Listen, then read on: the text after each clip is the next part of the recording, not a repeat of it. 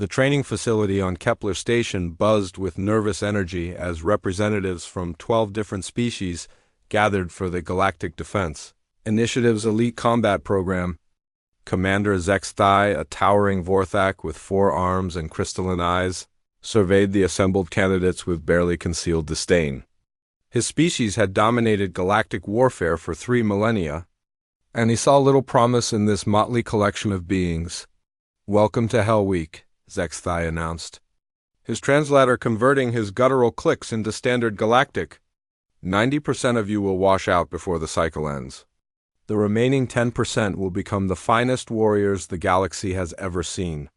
Among the candidates stood 3 humans: Captain Sarah Chun, a former Earth Defense Force sniper, Lieutenant Marcus Rodriguez, an ex-Marine demolitions expert, and Sergeant Elena Volkov, a close-quarters combat specialist. They appeared unremarkable compared to their alien counterparts. The Krillian delegates stood 8 feet tall with natural armor plating. The Zephyrian twins could manipulate electromagnetic fields with their minds.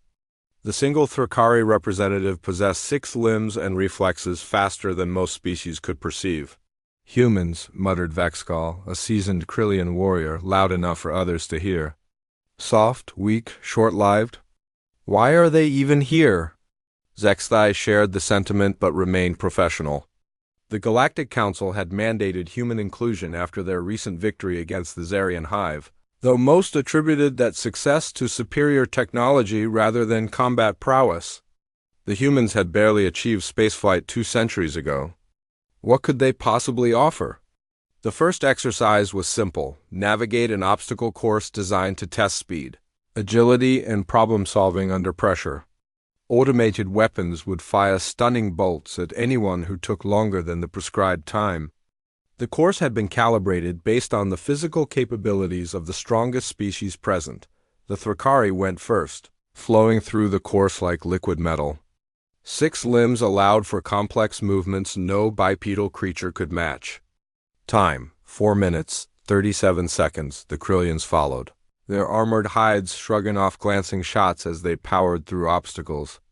Time: 4 minutes, 52 seconds. The Zephyrians used their electromagnetic abilities to disable several weapon emplacements, completing the course in 5 minutes. 8 seconds. Then came the humans. Captain Chun stepped to the starting line, and something strange happened. Her expression shifted. The polite, professional demeanor she'd maintained since arriving transformed into something predatory. Her lips curved upward in what humans called a smile, but there was nothing warm about it. It was the expression of an apex predator that had just spotted prey. "Beginning run," the automated system announced. Chen moved like water flowing downhill, finding paths through the obstacles that others had missed entirely. Where the aliens had used brute force or special abilities, she used momentum and physics. A wall too high to climb became a launching pad when combined with a precisely timed leap from a moving platform. Automated turrets tracked her movement, but she seemed to anticipate their firing patterns, arriving at cover microseconds before energy bolts sizzled through empty air. Halfway through the course, something unexpected happened. One of the automated weapons malfunctioned, firing live rounds instead of stunning bolts. The other candidates had taken cover when they heard the distinctive whine of lethal weapons charging. Chun's response was different. Her grin widened. She didn't take cover.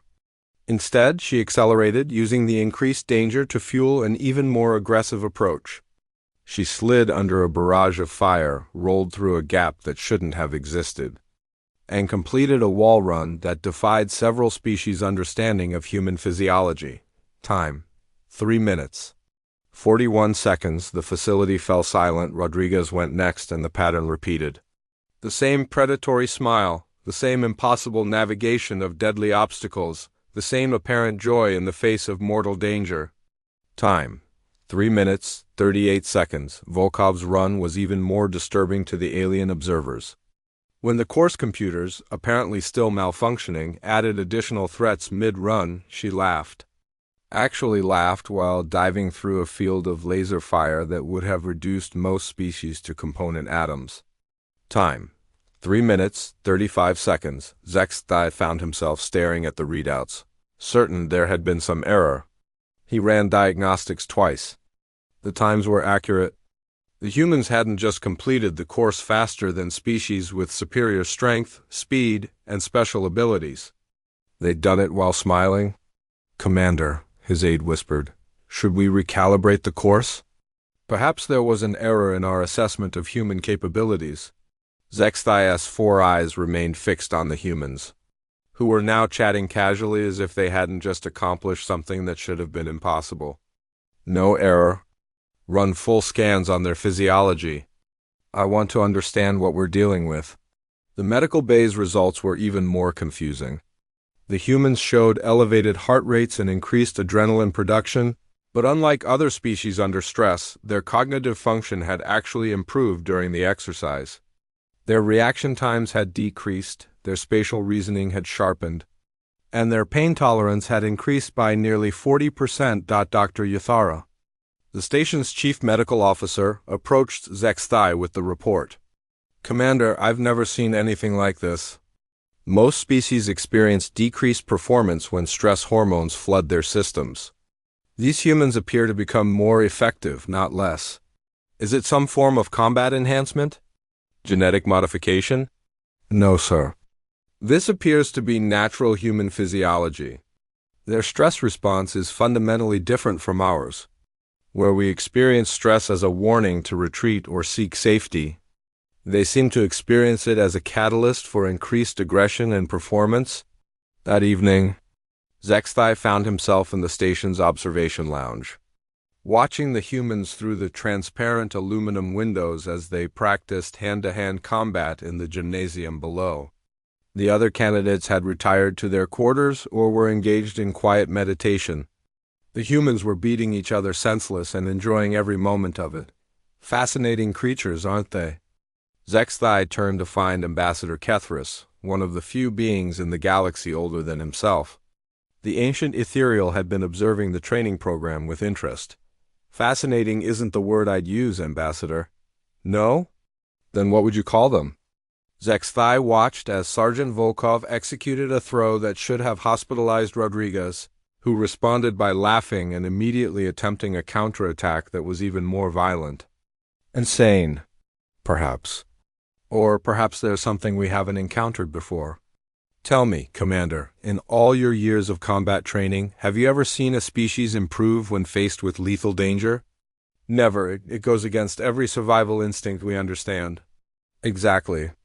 Which suggests that human survival instincts operate on principles we don't comprehend. Look at them, Commander. They're not training despite the danger. They're training because of it." Below, Captain Chun had joined the sparring session, and the intensity had increased again. The humans were pushing each other to levels of violence that would have triggered intervention protocols for any other species. But their vital signs remained stable, their coordination remained sharp, and most disturbing of all, they were smiling. "Tomorrow's exercise involves live-fire team tactics," Zexthai said slowly. "Perhaps we'll get better answers then."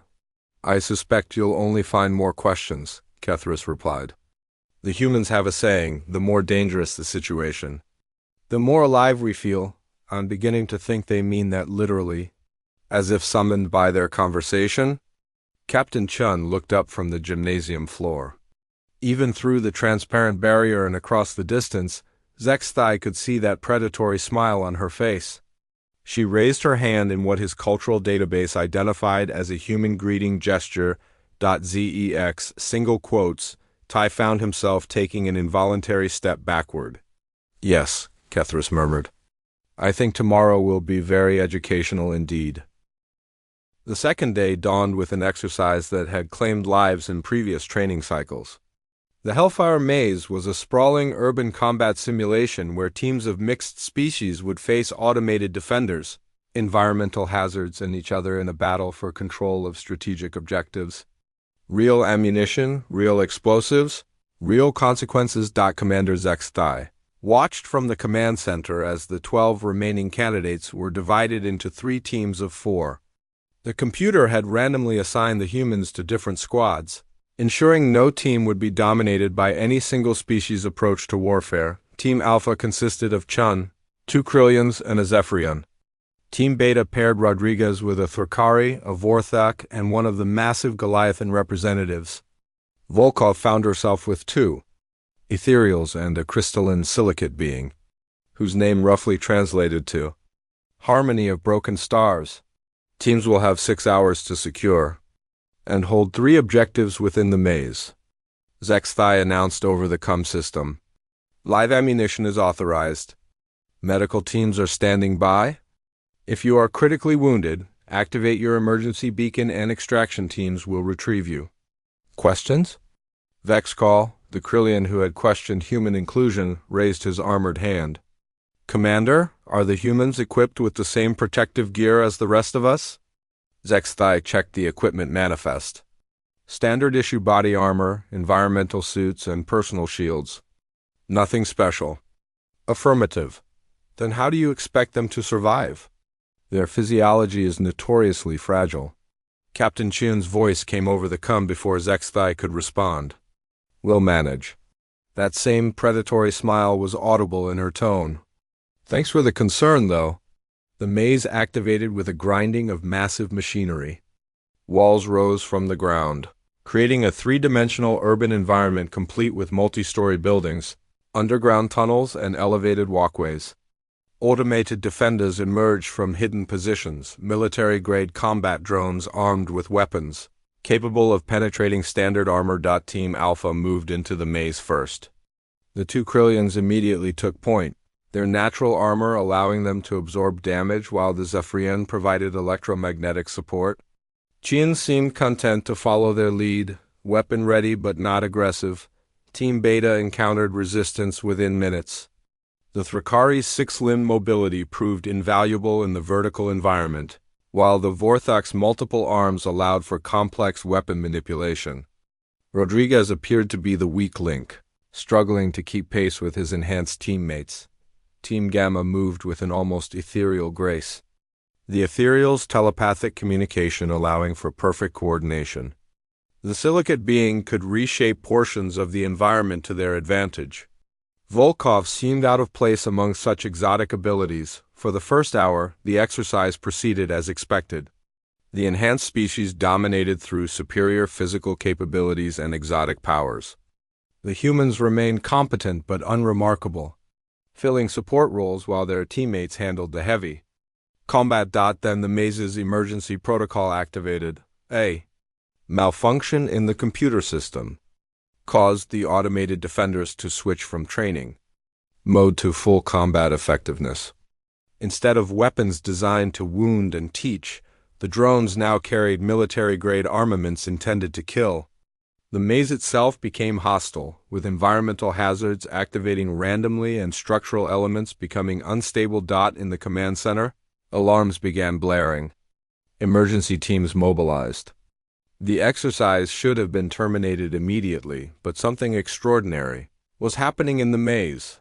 The moment the danger escalated from training exercise to potential death trap, the humans changed. Not gradually, not reluctantly, but instantly and completely. The transformation was visible on every monitor, audible over every CUM channel, and measurable in every biometric reading. Chun's vital signs spiked, but not in panic.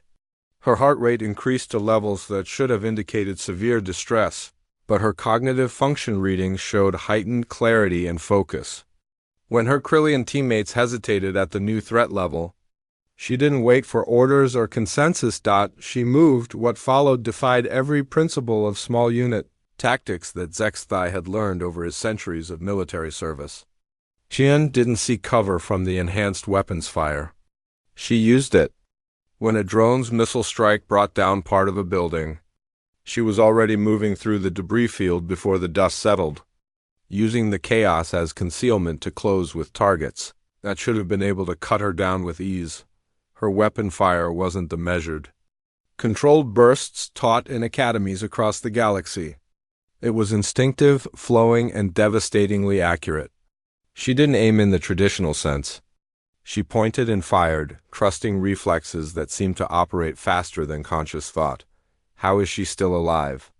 Dr. Yuthara whispered, watching the medical readouts. Team Beta's situation was even more remarkable.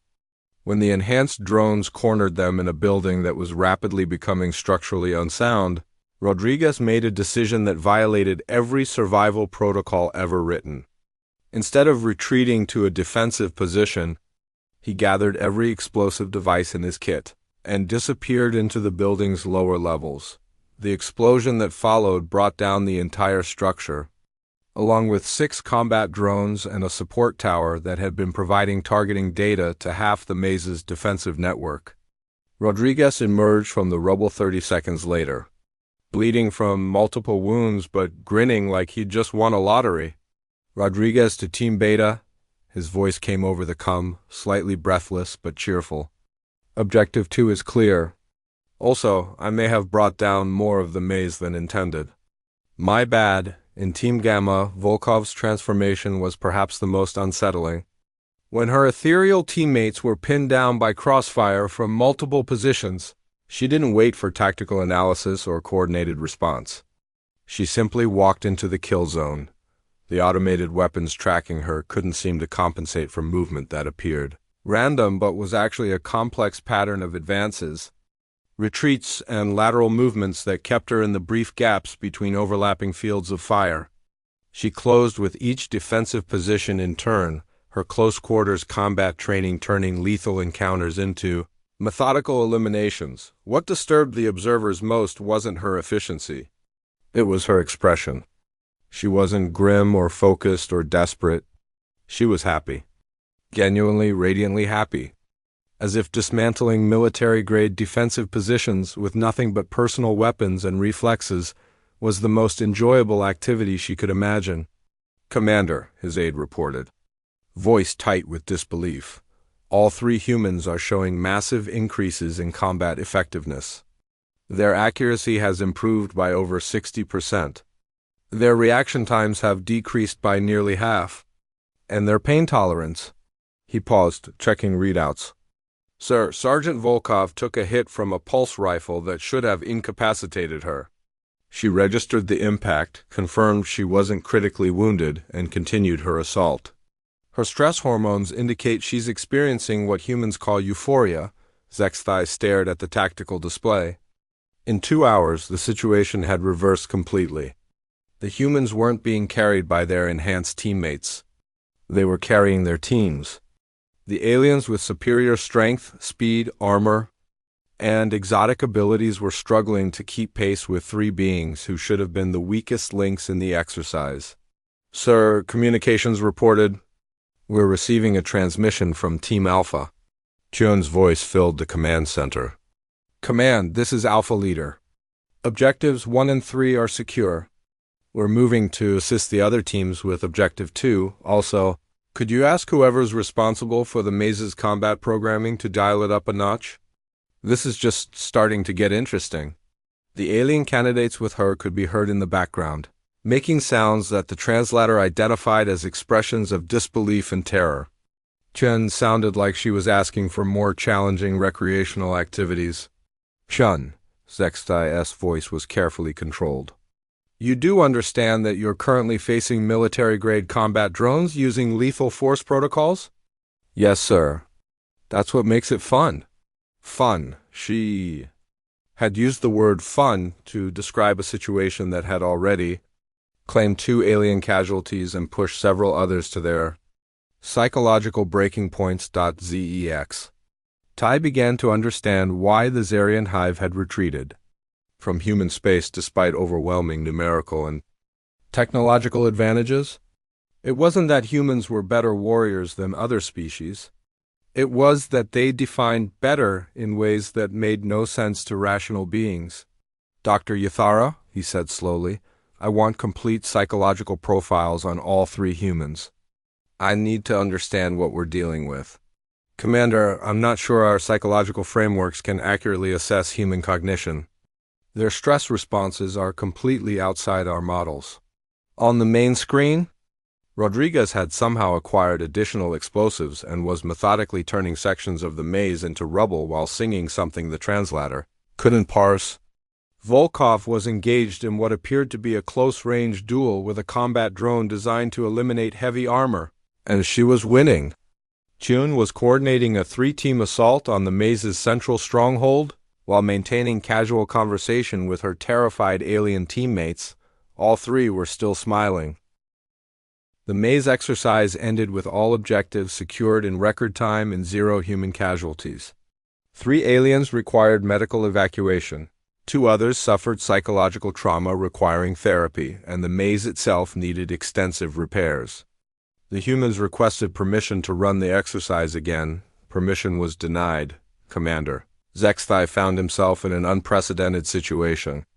The training program's metrics showed the humans had performed beyond the parameters of possibility, yet he still didn't understand how or why. More disturbing, he wasn't certain he wanted to understand. That evening, he made a decision that would haunt him for years to come.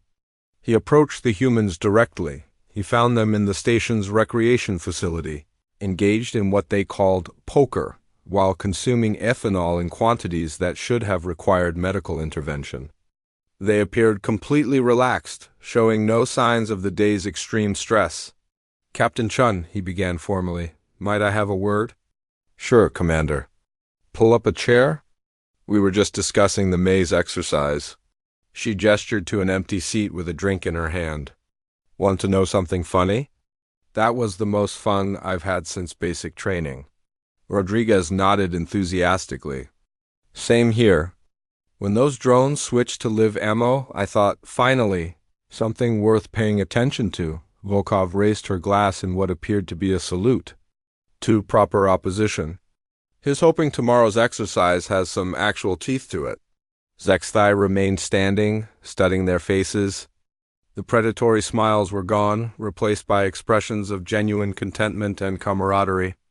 They looked like soldiers sharing stories after a successful mission, not beings who had recently survived multiple near-death experiences. "I need to understand something," he said carefully. "Today you face situations that would challenge veteran warriors of any species. Combat drones were actively trying to kill you. The environmental hazards were beyond safety parameters. Your own teammates were near panic. Yet you appeared to become more effective, not less."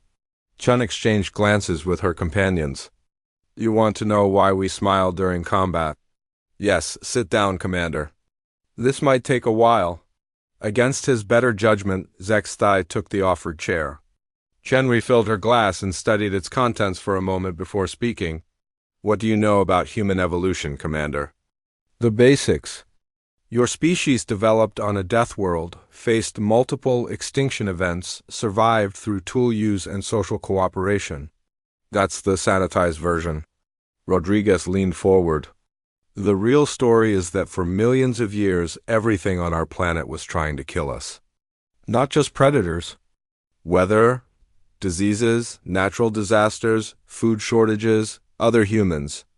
We didn't survive by being the strongest or fastest or smartest.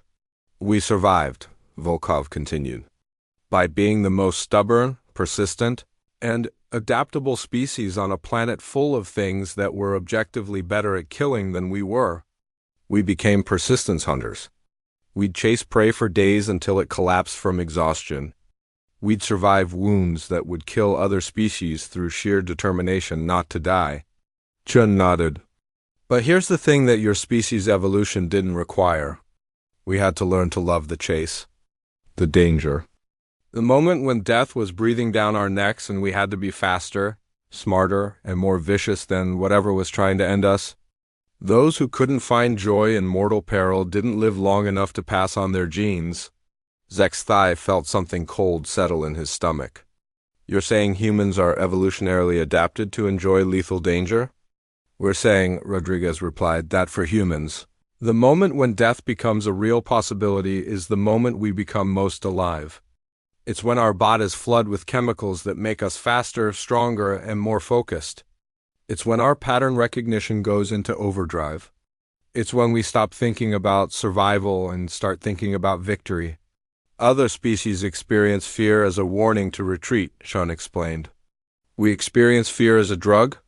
The more dangerous the situation, the better we function. That's why we smile during combat, Commander.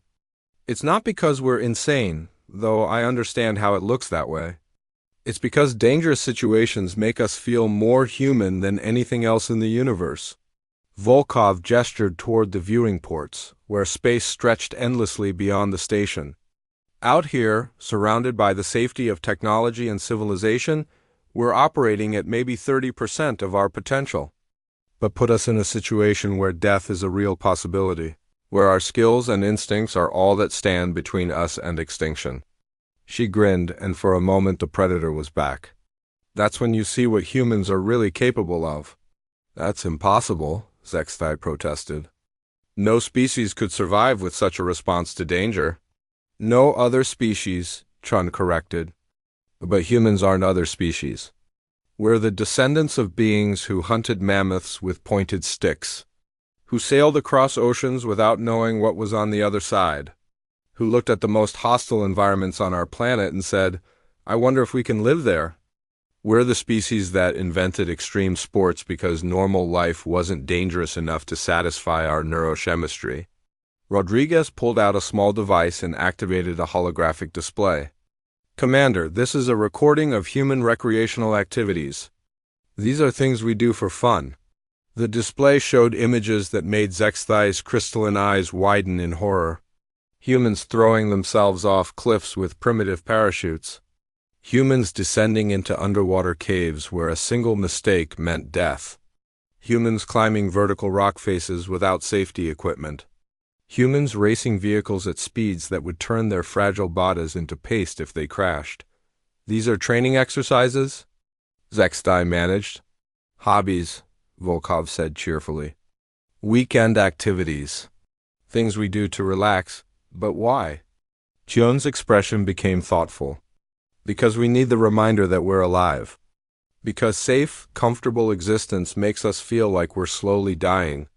Because the moment when everything depends on our skill and judgment, and a little bit of luck is the moment we feel most connected to billions of years of ancestors who faced down everything the universe could throw at them and said, 'Not today.' It's not that we don't understand fear," Rodriguez added.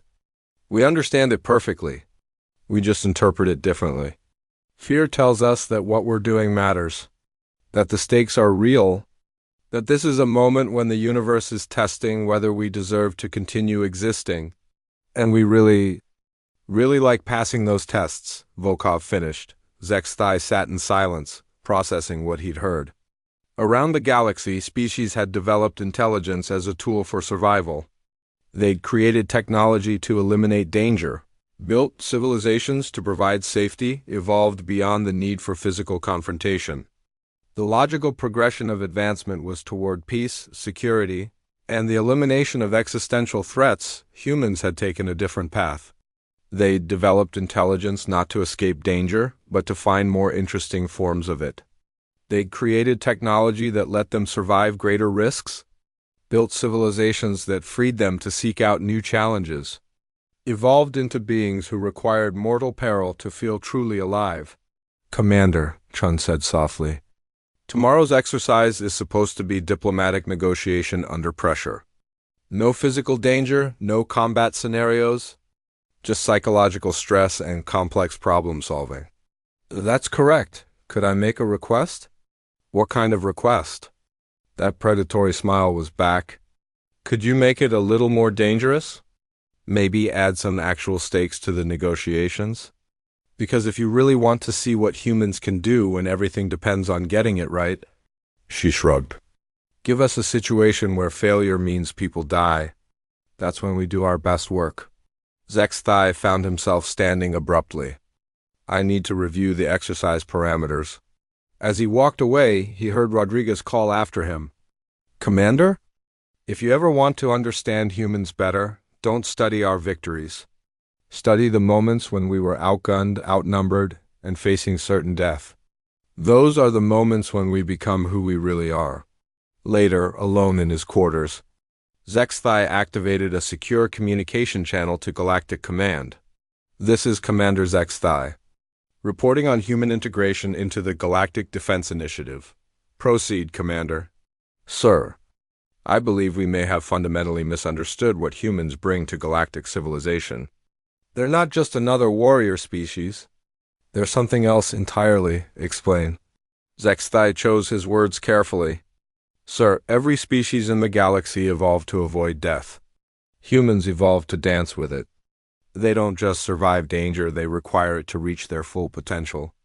In my professional opinion, we're not training them to be like us. We're learning that in the right circumstances, they're already better warriors than anything the galaxy has ever produced. That's quite a claim, Commander. Yes, sir. And I believe tomorrow's exercise will prove it. Outside his window, the three humans were visible in the station's gymnasium, teaching their alien teammates some form of human combat sport they called mixed martial arts. The aliens were learning quickly, but they maintained safe distances and careful control. The humans were beating each other, unconscious and laughing about it. Zex. Single quotes. Tai watched until the medical teams intervened, then began redesigning the next day's exercise. If he was going to train humans, he realized he needed